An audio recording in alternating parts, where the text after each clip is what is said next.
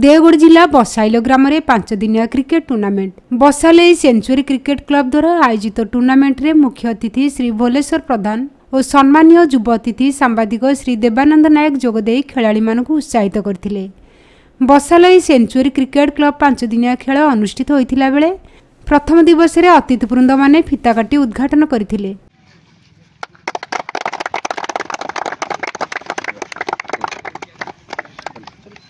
बसाले खेल पड़ियार केमिति विकास हेबो सेतिपई अतिथिवृंद माने ध्यान मध्य देइथिले। देवगढ़ देवानंद नायक रिपोर्ट ईपीए न्यूज।